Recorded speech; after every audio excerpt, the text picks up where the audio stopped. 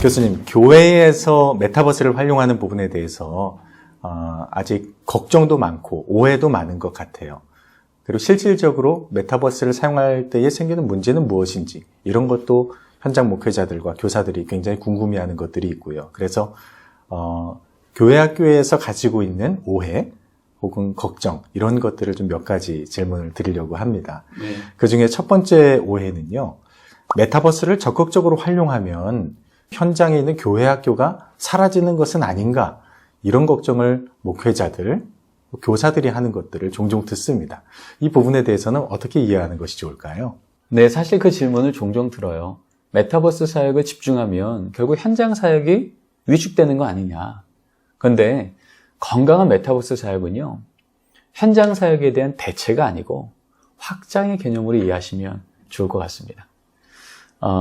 왜냐하면 지금 우리가 살아가는 삶 자체가 현실 세계와 가상 세계가 이원되어 있지 않거든요.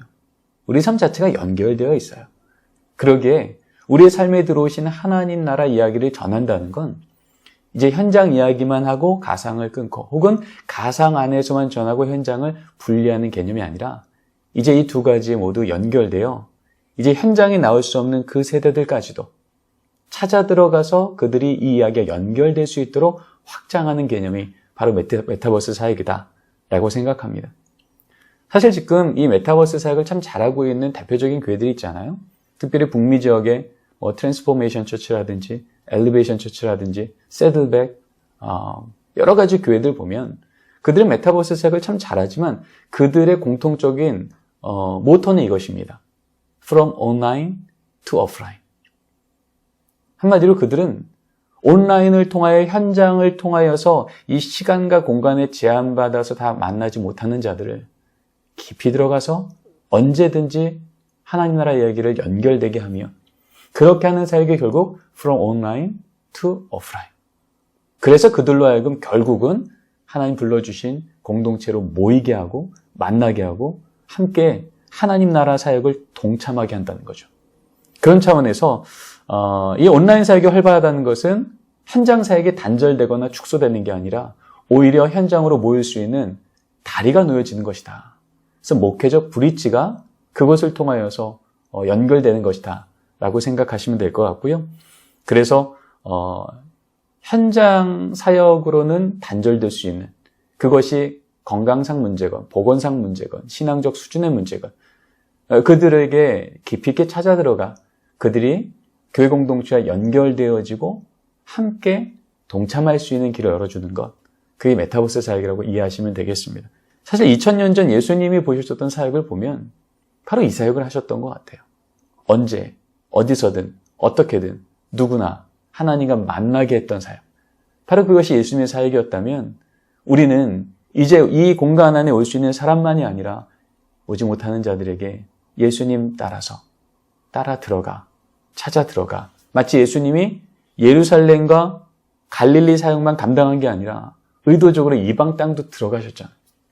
그래서 거기서도 이 땅 가운데 들어오지 못해 듣지 못한 하나님 나라 얘기를 듣게 하셨거든요.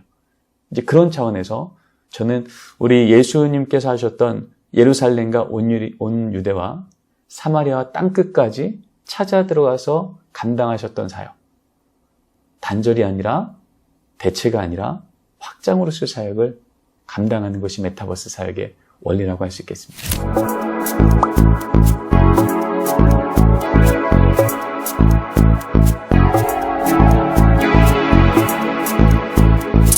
네, 교회 교육 현장이 가지고 있는 또 한 가지 오해 혹은 걱정은 우리 교회 아이들이 온라인에서도 별로 반응이 없는데 메타버스에서는 반응을 할까요? 라는 질문입니다. 조금 더 자세히 얘기를 한다면 사실 온라인뿐만 아니라 오프라인 현장에서도 청소년 사역 현장에서는 학생들의 목소리를 듣고 반응을 얻는 것이 참 쉽지 않다고들 이야기를 많이 합니다만 이것이 메타버스에서 어떻게 가능할지 좀 여쭤보고 싶어요.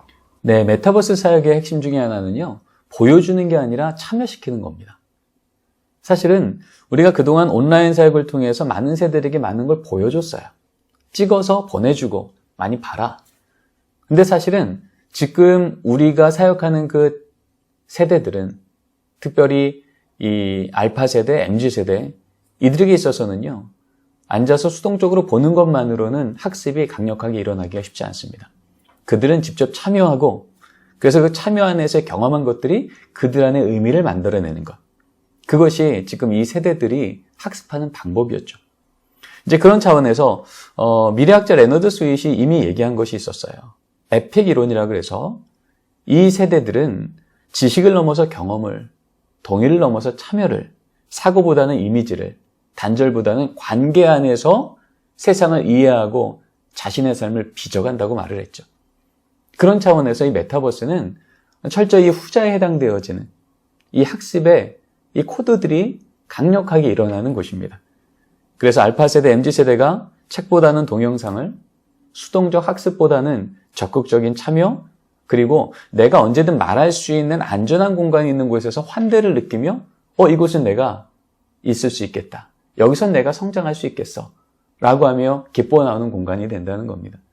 이제 그런 차원에서 이 메타버스라는 공간은 우리가 그런 공간으로 준비하고 제공할 수만 있다면 메타버스라고 하는 이 매체 자체가 그것을 보장하진 않아요. 그러나 이 메타버스라고 하는 이 생태계는 그렇게 움직였을 때 강력하게 작동할 수 있는 환경을 제공하는 거죠. 그래서 보여주는 콘텐츠를 넘어서 참여할 수 있는 공간을 제공하고 그 공간 안에서 듣기만 하는 게 아니라 친절히 피드백해주고 격려해주고 보상해주고 축하해주고 이런 것들을 우리가 더 자유롭게 행할 때 그 안에서 우리 아이들은 난 여기에서 앉아서 듣는 자가 아니라 적극적으로 나가서 참여하고 우리가 여기에 있는 의미 있는 사건을 함께 만들어가는 자다라고 하는 새로운 정체성이 그 안에서 만들어줄 수 있다고 생각합니다.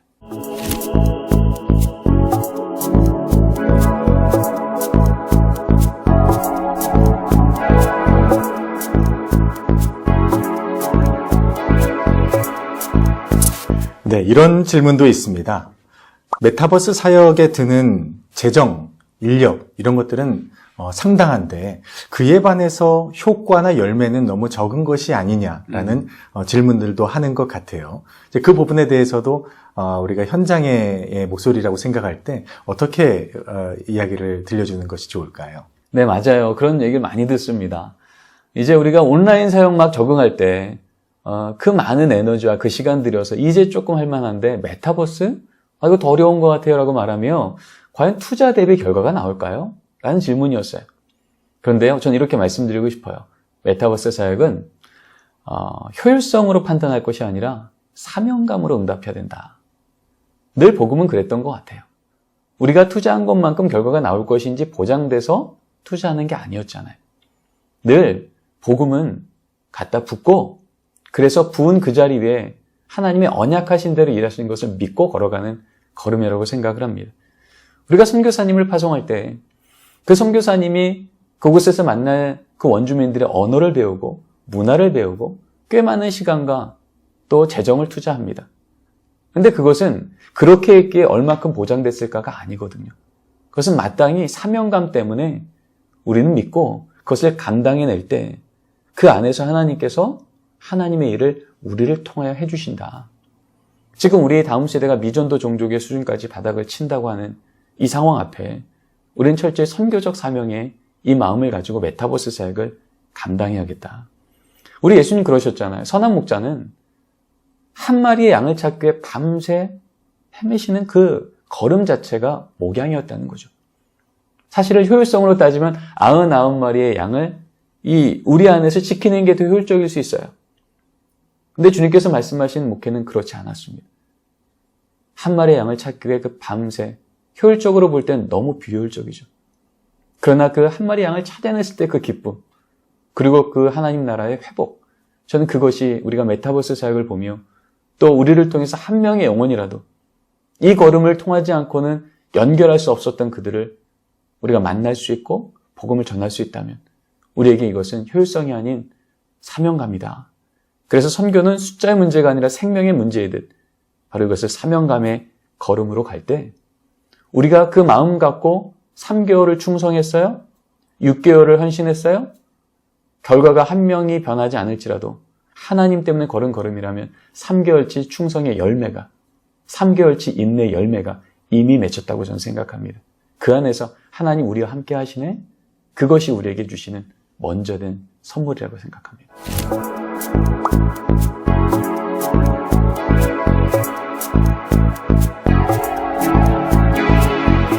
예, 또 한 가지 질문이 있습니다. 또 한 가지 오해는 신앙교육까지 메타버스를 활용하는 것이 너무 세상적인 접근이 아니냐. 과거에도 보면은 교회 학교에서 어떤 새로운 악기를 들여놓을 때 굉장히 반발이 있었다. 그것이 또 해소되는 그런 과정들도 있었고, 또 새로운 어떤 접근을 교회 학교에서 수용할 때마다 늘 부딪힘이 있었던 것은 사실인데, 특별히 디지털 공간, 메타버스라고 하는 것을 교회 학교에서 활용할 때 너무 이 세상의 도구를 그대로 가져오는 것이 아니냐. 이런 걱정에 대해서는 어떻게 이해해야 될까요? 네, 맞습니다. 우리가 교회 교육 안에 새로운 어떠한 플랫폼이나 매체들이 들어올 때 우리는 그 고민을 하는 거죠. 우리가 세상 따라가는 거 아니야? 이런 질문인 거예요. 그런데 우리는 이런 관점에서 봤으면 좋겠어요. 메타버스는요, 물질주의가 아니라 물질성을 활용하는 사회의 현장이다. 세계적인 석학인 월터 브루그만이 그런 얘기를 했죠. 하나님은 하나님의 사역을 감당하실 때에 물질주의를 배격하셨지만 물질성을 지혜롭게 사용하셨다. 사실 성경은 창세기 1장부터 하나님 이 땅을 창조하실 때, 또 예수님께서 그 많은 공생의 사역을 감당하실 때 물질을 활용하셨어요. 그 물질이 그것 되게 한 게 아니지만 하나님의 거룩한 뜻을 위해서, 하나님 나라의 확장을 위해서 하나님, 예수님은 우리에게 멋진 그 물질성을 활용한 사례들을 보여주신 거죠. 지금 우리 다음 세대가 우리 세대 안에 삶에 영향을 주고 있는 바로 그 통로에 하나님 나라를 전할 수 있는 우리의 물질성으로 활용하는 지혜가 있다면, 이것은 물질주의가 아니라 세상을 따라가는 게 아니라 세상을 변화시키는 하나님의 지혜를 우리가 참여하는 것이다. 그렇게 이해하면 좋겠습니다.